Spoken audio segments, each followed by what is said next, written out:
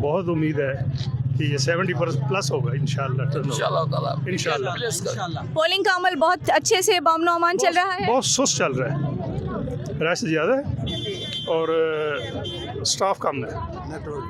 Network भी सारा बंद है, मोबाइल सर्विस भी, नेटवर्क भी बंद है।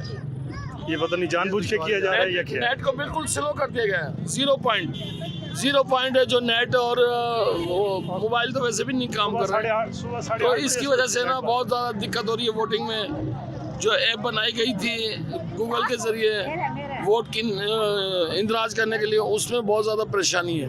ठीक है, थैंक यू। जी व्यूअर्स, आपने देखा हम पोलिंग बूथ्स के दरमियान मौजूद हैं और यहाँ पर हमने लोगों की राय ली। उनका यही कहना है कि पोलिंग का अमल साफ, शफाफ और पुरअमन तरीके से जारी है। किसी किस्म का कोई मसला, नक्स अमन की कोई भी शिकायत हमें मौसूल नहीं हुई, कोई मसला देखने में नहीं आ रहा और इंशाल्लाह ये पोलिंग जो है शाम 5 बजे तक बिला तातुल जारी रहेगी। मज़ीद अपडेट्स के लिए हमारे साथ रहिएगा।